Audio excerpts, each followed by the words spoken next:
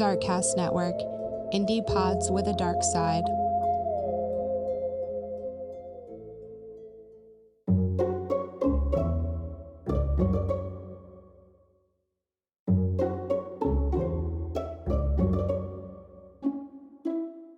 Welcome to Creepy Confidential. I'm your host, Noelle, your resident weirdo Wisconsinite. I open case files on cryptids, cults, conspiracies, and otherworldly creepy, bringing you new cases, live broadcasts, and local lore. So get ready, creeps. It's Creepy Confidential. Sup, creeps? Did you check out that sweet Darkcast Network clip at the beginning? That's right, Creepy Confidential has joined the Darkcast Network, and our show is now among the other awesome indie podcasts on the network. Today we are starting to dip our creepy tippy toes into preparation for Creeptober. Ooh, before I get into today's creepy chat, we made it. Creepy Confidential turned 1 year old. Happy birthday to you. That's right, folks. Oh, all babies all grows up. Little babies all grows up. You know what? Shut up. Come on. No. Our little babies all grows up. If you get that reference, you are as cool and as old as Miss Creep. Congratulations. Today we talk about fashion. Not just any fashion, but the fashion of the dead. Someday, our fashion. For some crazy reason, I get this vision when the word fashion is said, and I have to say it that way. And then my brain mixes that with a corpse lying in wait, but a photographer circling around shouting photography prompts like, "Work the lens, less happy, you're dead, baby," and yes, and I'm spent. And the photographer hands the camera to their aide. Think Austin Powers. And I'm spent. I know, my brain is creepy. Working at a funeral home, I get a glimpse into what is chosen for funeral attire in today's general American market. It's what you think. Muted, conservative, and outfits are sometimes chosen by their loved ones. Most of the time. I love the individuals that I see that clearly picked out their attire. Maybe they knew what was happening or just had a good pulse on what was coming soon. You can tell because they look comfy, or jazzed up, or personalized. A man was waiting for his turn to be cremated. The operator was doing the final checks to ensure everything was correct and that everything was with him. He was dressed super snazzy. Think Chicago mobster level snazzy. Full sharp suit, not off the hanger, K&G kind of suit. This baby was measured and tailored, and he was a very, I'll say, buff looking older dude.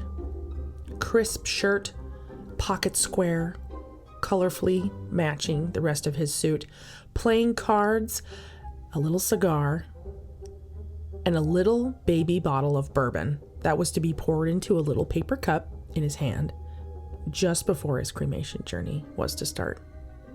Personalized. That guy had a plan, and someone he knew to trust with that plan. Another person was dressed in their super colorful, comfy jams, fluffy socks included.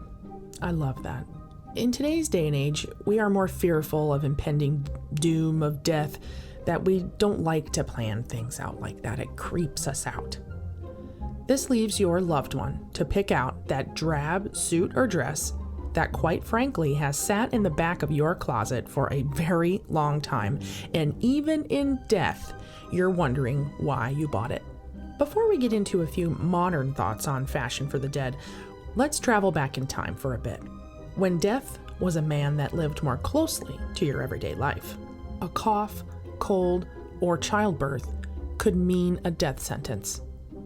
Mishaps, misfortunes, and malice on a daily basis could mean your date with death was close. So people prepared. As early as the 1600s, women were preparing their own burial clothing. Oftentimes, the wedding gown would not only be for that day of joy when one would tie the knot, but also be the same gown that you would be buried in. This gown was often hand-sewn by the bride herself. Can you imagine sitting in that sewing circle? Mary, that gown is simply perfect. The details you are adding are dainty and divine. So have you thought about how great you're going to look at your funeral? Also, in the 1800s, women would write about their up-and-coming birthing announcements, but also lay out their burial clothes so that their loved ones would know exactly what they wanted should the birth end in tragedy. Also during this time, general burial shrouds and clothing were kept under the family bed. Discoveries have shown that the garments the dead were wearing during this time were often in fashions or constructed many eras prior to the person's death. An article from the Cincinnati Enquirer, February 18, 1895, wrote about a woman, Miss Mary Leonard. She had made her own death shroud nearly 60 years prior to her burial. She had made the shroud to envelope her body when it was time to retire back to the earth. During the many years in between, when she made her death shroud, up until that time that she was buried, she had great pride in this item. The shroud was a simple pattern, made of brown goods and fashioned in a sailor style. White braid, nearly an inch wide, secured the covered edges around her bosom, and in the same material it was inscribed with the symbol of Christ. At the age of 98, Miss Leonard died at St. Mary's Hospital, and the hope that she had long cherished was carried out. Part of me thinks it's very creepy to consider your death while you're still walking, talking, enjoying tiramisu at a restaurant, but I do get that you can't be afraid of death and that it's going to come someday. I would personally rather be rocking some fantastic garb at my last fleshy moments here on Earth, rather than someone putting me in some extremely Martha Stewart conservative outfit that I clearly would never have worn in life. No offense, Martha, you're a gangster, and I know that. But let's just say our styles do differ a little. As for the wedding dress also being your burial dress, as a woman who is happily married, I do get that. It is a garment that is very treasured in life. My wedding dress is simple but gorgeous, and it has a fantastic story. My family, my friends, and my new family all together on one day, no matter how weird I am on a daily basis, and we brought our families together. It dawned on me that perhaps I'll be buried in my wedding dress. A particularly funny story I came upon was a man stating that he wanted to be buried in a sheet. In an album of current literature, Volume 34 from 1903 in Tennessee, the story goes the man wanted to be buried in a plain white everyday sheet. The gentleman was asked, at the curiosity of the editor, why the sheet? The answer was absolutely fantastic. It's so good, I'm going to read the written response word for word. Quote, "Because I'm going to do a good deal of haunting when I'm through with the flesh, and I'm going to take the sheet along with me. So there will be no delay about getting down to business. I'm going to leave lots of people behind who have been playing me mean tricks all their lives. I'll never be able to get back at them in my present state, but just you wait till I get clear of these fetters. And if I don't haunt them good and hard and make them wish they'd done the square thing by me when they had a chance, it won't be my fault." End quote. Isn't that fantastic? I absolutely love that. And probably one of the best pieces of quote-text I found during this research for this episode. Talk about a forward thinker. I want to haunt people, so bury me in a sheet. Makes sense. I came across some additional things that I wasn't entirely prepared for. There's no other way or beating around the bush, so I'll just say it. Lingerie for the dead. From the May 11th, 1884 New York Herald, the reporter describes the item folded in its box was a fine cream-tinted cashmere. Made like a matinee or tea gown, the quillings of the same extended from shoulders to knees, below which were pleated flounces. The sleeves were fully trimmed and the robe was entirely ready for wear.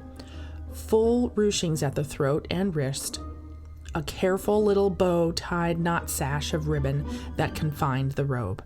Now, considering the time in the late 1800s, that's pretty much almost the turn of the century, that Edwardian era, we're really seeing a change with regular fashion and sexuality. Apparently, it extends to not only the living, but the dead. Lace, floral appliques, and furs. A woman demanded to be buried in her expensive fur, simply so that the family could not quarrel over them. That means somewhere there is a desiccated corpse that's covered in decadent fox fur. The Practical Burial Footwear Company of Columbus, Ohio, where I am, acquired a patent and produced a line of burial clothing, including specific shoes that would have a lace backing or kind of like a stretch back to ensure that any foot could fit into a sensible and fashionable shoe post-mortem. So, if there's expansion of feet or that rigor mortis is set in, you can't flex the foot. They're really forward thinking again. Now, there was a description of the shoe. Quote, "The number 280 reflects character and station in life. It is superb and styling and provides a formal reflection of successful living." So they really wanted you to be stylish. So this quote from the company referred to their fit of foot, spelled FIT-A-FUT, Oxford. It came in patent, calf, tan, or oxblood with lace or that kind of flex backing.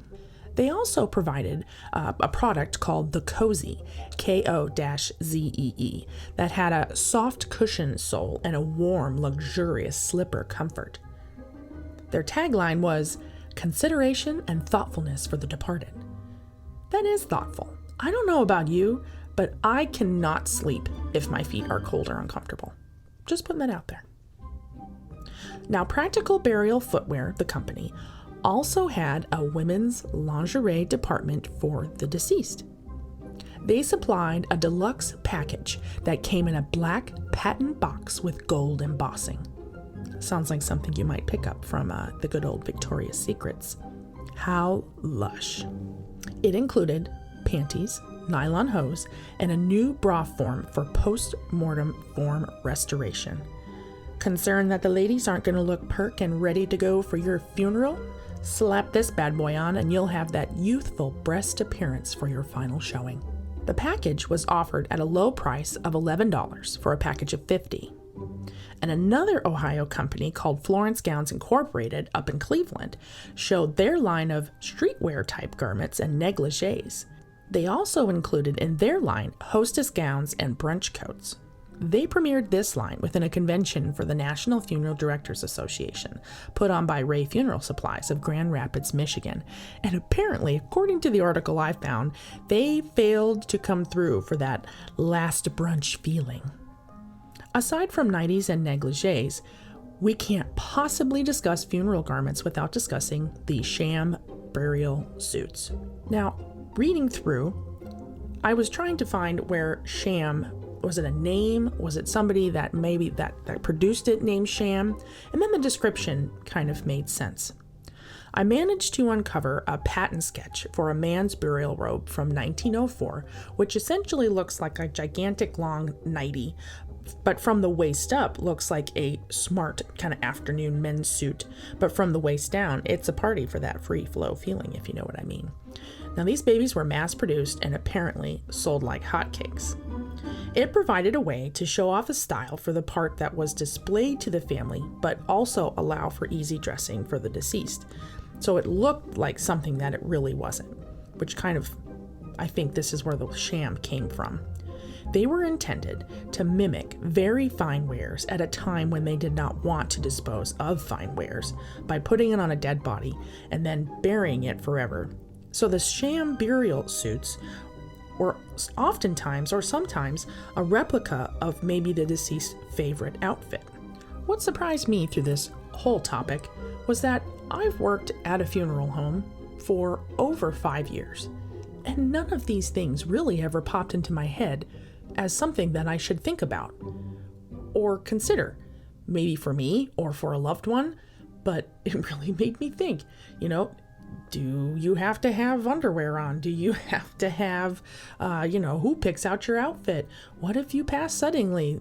you are going to get that ugly outfit because someone's going to think you wanted it. It really opened up my eyes to these options. But when maybe you start considering these options, just remember, it's what's on the inside that counts. If you want a sassy little number underneath that simple sham frock, well then go for it, girl. Pick up that black patent box. Or gentlemen, that's interesting. I couldn't find anything about undergarments for men. I wonder. Now I spent quite a bit of time on this. I couldn't find anything for men. So if anybody's listening and there's some sort of fashion designer deceased undergarment wear for men that was from the same time frame, I would really like to know about that. So I leave you with thinking about this. I'll quote you one of my favorite YouTube channels. You too will die. So make sure that you take time, you plan it out. There's nothing wrong with considering what you want to wear for your last garments, the last thing that people will see you in, or not see you in, I suppose, if it's something that's underneath. So take time, think about it. Are you going to be buried in your wedding dress? Or are you going to go out with something a little more fashionable? Stay tuned at the end of the month. Don't forget, Creepy Confidential After Dark goes live September 26th at 8 p.m. over on our YouTube channel. Don't forget to click that notify button and click subscribe so that you don't miss any cool, creepy content. Would you like to be a guest for Creepy Confidential After Dark? Perhaps you're a podcast or a crafter that loves the weird and unusual. Please feel free to shoot us a message over on Instagram and we'll chat it up and see what we can do. Also, please feel free, subscribe to our Instagram and YouTube. Head over to creepyconfidential.com for all the links, and we'll see you next time on Creepy Confidential.